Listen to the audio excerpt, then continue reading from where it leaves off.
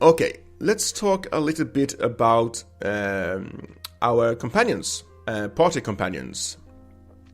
So we have Sera, Aaron Bull, Vivienne, Blackwall, Cassandra, Varric, Solas, Cole, and Dorian. I don't think I'm missing anyone. Okay, so let's talk about the character I liked the least first. I think you know who I liked the least. And that was Sera.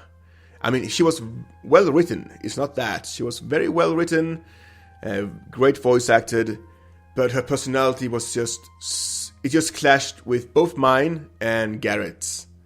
And since we had the same personality, it was just like, what is going on with this girl? Too much anarchy. She's only thinking about herself.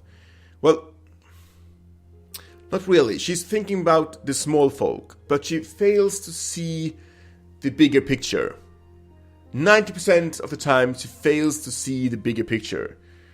And it just became such a whine fest.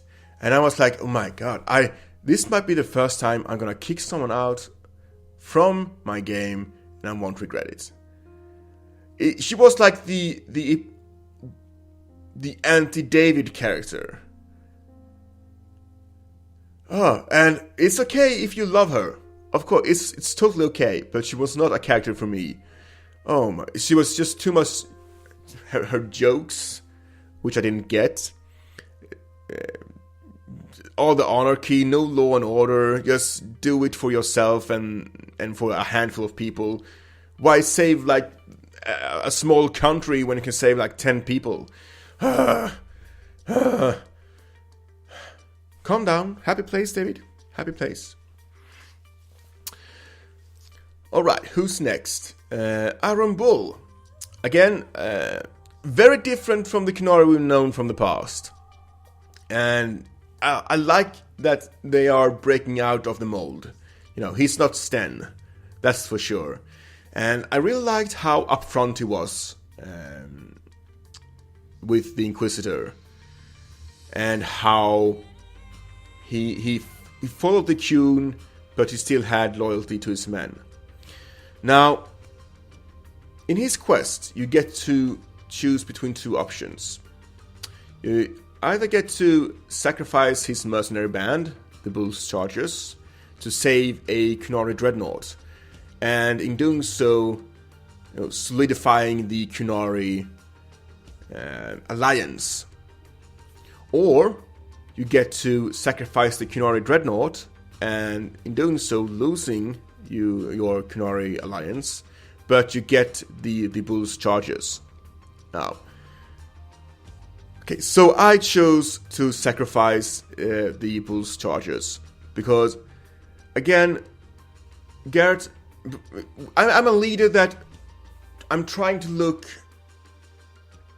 at the greater good here, at the big plan, and it was a alliance with the Qunari, with their fleets. I mean, we didn't really have much of a fleet to begin with, and having the dreadnoughts help us save the world, I think was more important than saving the mercenary band. Of course, that came back to bite me in the ass later on, because Aaron Bull betrayed me in the Trespasser DLC, because he was a follower of the Qun, and when the Qun called, he answered, and it's in character, you know. That's what Aaron Bull would do. That's what Aaron Bull would do, and I killed him, and I didn't feel any regrets.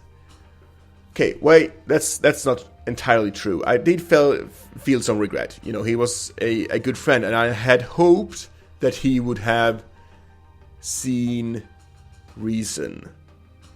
Because even if he was a follower of the Qun, he knew what the Inquisition was fighting, what they stood for. But apparently that wasn't good enough. And he was a Qunari through and through. and in the end I had to kill him. And I don't mind, actually, because, again, it fit his character, and it was a wow moment. So, good on you, BioWare writers.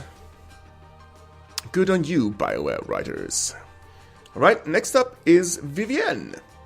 Vivienne, I thought I would like her more than I did, because she was way too arrogant and way too condescending for my tastes.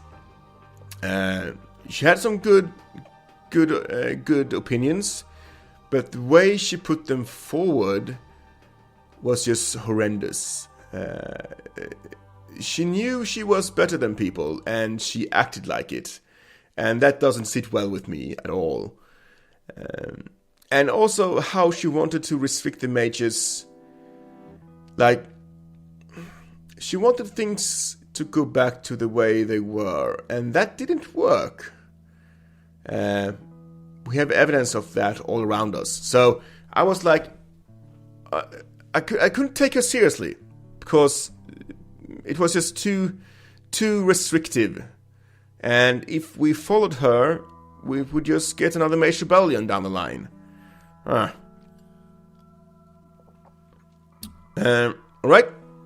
Blackwall.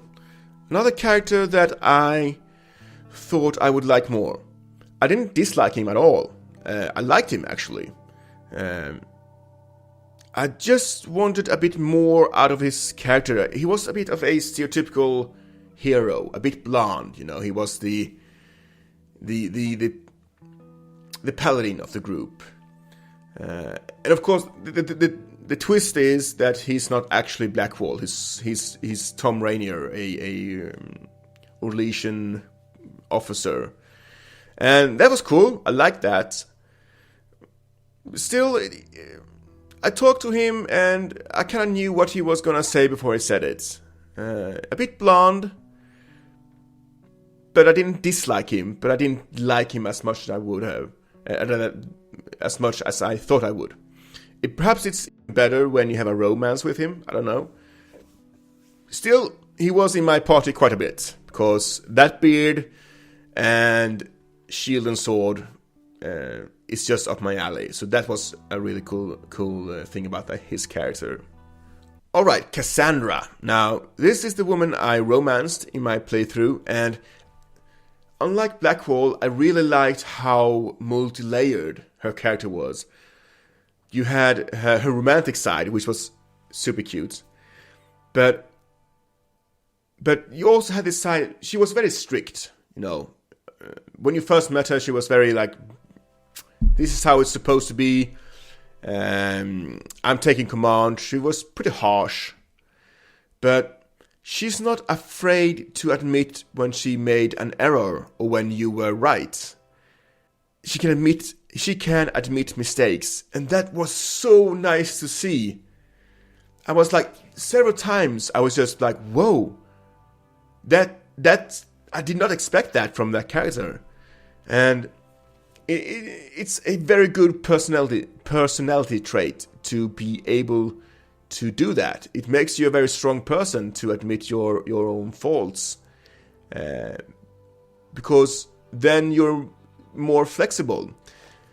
Then again, when she thinks she's right, she's gonna break before she bends. You know, when she sets her mind on something and she really believes in it, then she's gonna go for it. And I like a determined woman. So, yeah, I love her. And, yeah, I'll talk a bit about the romance I had with her when we come to that. So, Varric. Varric is Varric. I much more prefer his humor than Sera's. It's more subtle. It works. He's not afraid to make jokes on his own expense. He's the archetype for chaotic good. You know, he's a scoundrel. He's the Han Solo of Dragon Age. So he's a scoundrel. He can lie. he can steal, but he's got a very good heart, and his friends are his friends to the death. And this is so good, and I loved how he interacted with Hawke. And you can see that Varric is probably more of a friend to Hawke than he is to the Inquisitor. And that's totally fine. That's totally fine. Alright, next up is Solas, a character I actually liked more than I thought I would. I thought he would be like the token Elven Mage, but no. I really liked how he got me thinking about spirits and demons. And he drew this several connections to the Fade, and he talked about the Fade and how the spirits work in the Fade. And I found myself really interested in all he had to say. I exhausted all his dialogue options because I just wanted to know more about the spirits and the Fade and how he saw the spirits and how he saw demons and what demons really are. And of course, in the end, it turned out he was Fenharel, is that the word I'm looking for? Fenharel, yeah. The Dread Wolf. Cole. I don't know if this is because I am Swedish and English is not my primary language. But I had a hard time understanding Cole. I know he speaks in not rhymes, but he speaks very differently. But for me, I had a very hard time trying to understand what the meaning of his sentences were. Sometimes I was like, what? I don't understand what you're saying. I don't know if this is a universal problem with Cole, or if it was just me. That said, another character I enjoyed. You had the choice of making him more like a spirit or more like a human. And I chose to make him more like a spirit, because that's who he was before he came to this realm. And I think I wanted him to be himself. I didn't want him to be something else. And he seemed very content with being more of a spirit. Of course, that made me understand his dialogue even less, because it was so weird. But I think that was a choice I really enjoyed, making him more like a spirit. Dorian. Okay, so Dorian is someone I really enjoyed as well.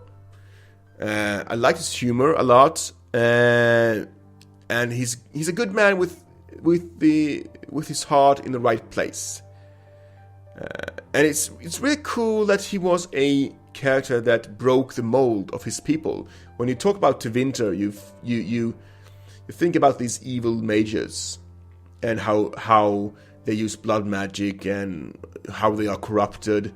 And it was nice to have a face on the Tevinters that did not do that. That was a good man, because of course there's good men in Tevinter as well. You know, they're not all evil mages. There's bakers, there's shopkeepers, you know, all sorts of people. So that was probably the best part of his character, is that he broke the mold by being a good Tevinter man. I like that. Good on you, Dorian. Good on you.